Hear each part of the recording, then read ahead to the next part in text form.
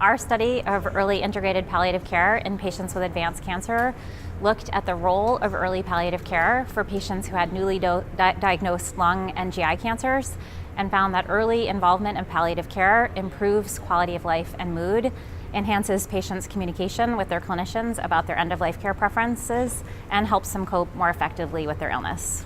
The goal of palliative and supportive care research is to enhance the care that we give to patients and their families. And we know that often oncologists aren't able to meet all of the needs of patients and their families.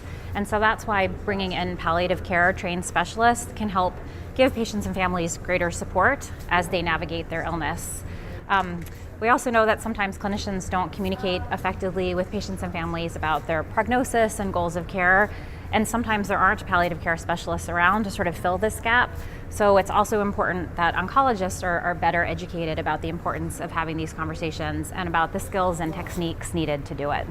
If patients and families are finding that their clinicians aren't initiating these conversations, then unfortunately the onus is on them to initiate the conversations, to sort of ask their oncologist, what is my prognosis? What do you expect to happen with this round of chemotherapy? And by initiating those conversations, hopefully it will help the oncologist feel more comfortable engaging in those conversations. I'm always afraid to tell people to go to the internet. I do think that their clinicians are the best people to have these conversations with.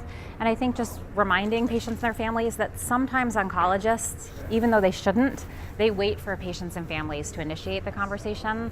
So I think the most important message is that patients and families shouldn't be afraid or worried about asking these questions and bringing up these topics.